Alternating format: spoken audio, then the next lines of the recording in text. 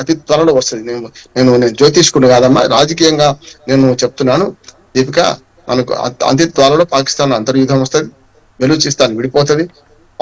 ఆఫ్ఘనిస్తాన్ పక్కన ఉన్న 2-3 జిల్లాలు వాళ్ళు మేము వేరుగా ఆఫ్ఘనిస్తాన్ లో కలుస్తామంటున్నారు, లేకుంటే మేము స్వతంత్రంగా ఉండామంటున్నారు. పిఓకే ప్రజలైతే భారతదేశంలో కలుస్తామని ఎప్పటి నుంచో ఊళ్ళెడుతున్నారు. సమస్య లేదు, ఆ పిఓకే మనపరమైతుంది. అటుపక్క బెలూచిస్తాన్ స్వతంత్ర దేశంగా ప్రకటించుకుంటది. గట్టిగా మాట్లాడితే మా ప్రధాని మోడీ మాకు భారతదేశంలో కలవాలని ఉందని చెప్పి బెలూచిస్తాన్ ప్రజలు గలమెత్తుతున్నారు. సరే, ఆఫ్ఘనిస్తాన్ పక్కన ఉన్న దేశం అది ఒక జియో పాలిటిక్స్ అది వేరుగా ఉంటది. కానీ మొత్తం మీద చైనాకు సంకటంగా మారుతుంది. ఈ పాకిస్తాన్ లో అంతర్యుద్ధం వచ్చే ప్రమాదం ఉన్నదని నేను అంటున్నాను. రావాలని కూడా కోరుకోవాలి. అట్లా వస్తేనే వాళ్ళకు బుద్ధి వస్తుంది అంటున్నాను. అంటే ముఖ్యంగా ఆ అమెరికా ప్రెసిడెంట్ ఆ తీరుని ఏ విధంగా చూడాలంటే, రష్యా చైనాతో ఇండియా స్నేహం చేయడం నేపథ్యంలోనే తను పాక్కి దగ్గరవుతున్నారు అనే కోణంలో చూడాలంటారా? ఏ కోణంలో చూడాలంటారు? దీపిక, ఈ పైకి కనిపించే కారణాలు కొన్ని ఉంటాయి. అంతర్జాతీయ వ్యవహారాలు పైకి కనిపించే కారణాలు కొన్ని ఉంటాయి, లోపల అంతర్లీనంగా ఉన్న కారణాలు కొన్ని ఉంటాయి. పైకి కనిపించే కారణం ఏంటంటే, రష్యాతోని మీరు ఇంధనం కొంటున్నారు, మీరు ఆయుధాలు కొంటున్నారు, ఇది మానేయమని మనం అమెరికా ఆంక్షలు విధిస్తూ ఉంటుంది కదా. కానీ పైకి చెప్పే కారణం అదే. కానీ అది నిజం కూడా పూర్తిగా తీసేయలేదు. దాని కారణం ఏంటంటే, తాను మాత్రం అంటే యురేనియం సప్లై చేసుకుంటుందట అమెరికా, ఏది రష్యా నుంచి దిగుమతి చేసుకుంటుందట. అట్లాగే ఎరువులు, రసాయనిక ఎరువులు వాటిని దిగుమతి చేసుకుంటుందట. వాళ్ళకి లేని బేసిజం అంటే రష్యాతోని వాళ్ళు వాణిజ్యం చేయొచ్చు, కానీ మనం చేయొద్దట. అట్లాగే చైనాతోని మనం కలిసి ఉండొద్దు, మనం వేరుగా ఉండాలట. RIC, రష్యా ఇండియా చైనా స్నేహం వద్దంటున్నారు. బానే ఉంది. కారణం ఇది కాదు అసలు. కారణం లోపాయి కారణం ఏంటంటే, వ్యవసాయ ఉత్పత్తుల్లో అమెరికాలో వ్యవసాయదారులు చాలా 2% ఉంటారు. పెద్ద పెద్ద కమతాలు ఉంటాయి. వాళ్ళకి అనేక సబ్సిడీలు ఇస్తారు. అంటే మనం 10 ఇస్తే వాళ్ళు 100 ఇస్తున్నారు, 10 రెట్లు ఎక్కువ ఇస్తున్నారు సబ్సిడీ. దానివల్ల ఏమైందంటే అక్కడ ఉత్పత్తి ఖర్చు తక్కువైతుంది, వ్యవసాయ ఉత్పత్తుల ఖర్చులు. అందుకనే 140 కోట్ల మంది భారతీయ ప్రజలు ఉన్నారు.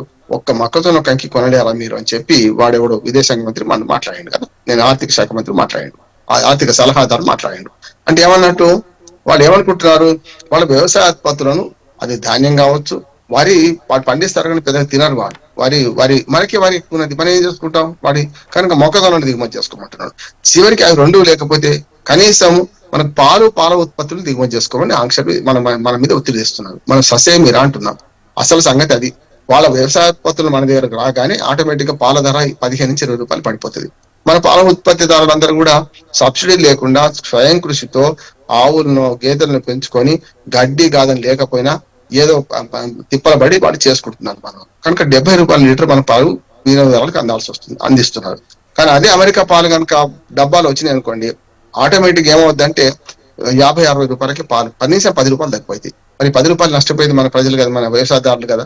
దాన్ని వద్దంటున్నాడు మన మోడీ.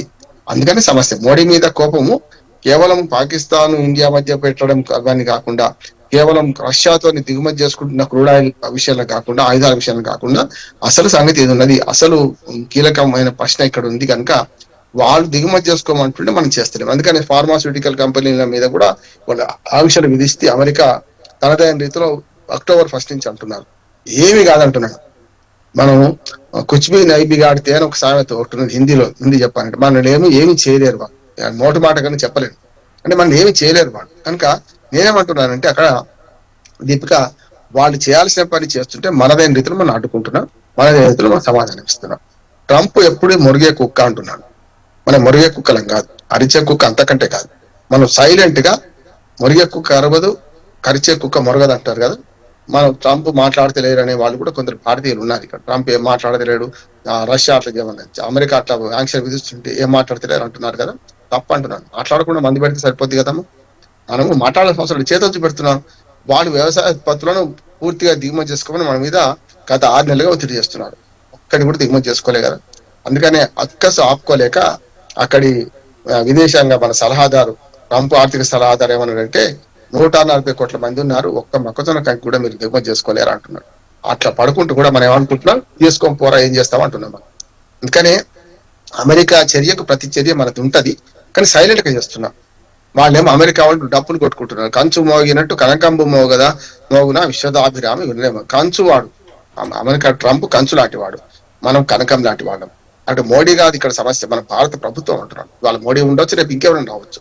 కానీ మనదైన రీతిలో మన విదేశాంగ వ్యవహారాలు నెహ్రూ నుంచి మోడీ వరకు 18 మంది ప్రధానమంత్రులు మారినా కూడా మనదైన రీతిలో మనం చేసుకుంటున్నాం, వస్తాం కూడా, సమస్య లేదంటున్నాం.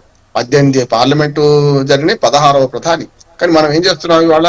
మనదైన రీతిలో మనకు అమెరికాకు తోడ్కర్ జవాబు అంటాం, అంటే ముఖం మీద కొట్టినట్టు, నువ్వు ఇటుకతో కొడితే నేను రాయితో కొడతా అనే సమాధానం ఇస్తున్నాం కనుక ఇటుక జవాబ్ పత్తరిసే అంటాం కదా, అది చేస్తున్నాం. సమస్య లేదు, మన భారతదేశం నిలిచిగలుస్తుంది. కాకపోతే తాత్కాలికంగా ఇట్లాంటి ఇబ్బందులు వస్తాయి. పాకిస్తాన్ లాంటి పక్క దేశాన్ని అధ్యక్షుడితోని, సైన్యాధ్యక్షుడితోని కలుస్తాడు, మీటింగ్లు పెడతాడు, అంటే మనను రెచ్చగొడుతున్నాడు, ముడితో పడుతున్నాడు. ఆర్థికంగా ఆంక్షలు విధిస్తే వీళ్ళు మాట్లాడతలేరు, వీళ్ళు కదులుతలేరు. ఇట్లా కూడా మన శత్రువుని తీసుకొచ్చి పక్కలో కూర్చుని పెడితే రేపు పొద్దున పాకిస్తాన్ అమెరికాకు పక్కలో బల్యం అవుతుంది. ఇవాళ తీవ్రవాద చర్యలను ప్రోత్సహించిన వాడు ఎప్పుడు ముందరపడలేదు. ఇందిరాగాంధీ లాంటి నేత కూడా ఏదైతే బింద్రడి వారి నుంచి ప్రోత్సహిస్తే ఏమైంది, తన అంగరక్షలకు తామే తగ్గారు కదా. ఎక్కడ కూడా ఉగ్రవాదాన్ని ప్రోత్సహించిన వాడు ఎవడు ఉగ్రవాదాన్ని చచ్చిపోయింది తప్ప ఇంకోటి ఏం చేయలేదు.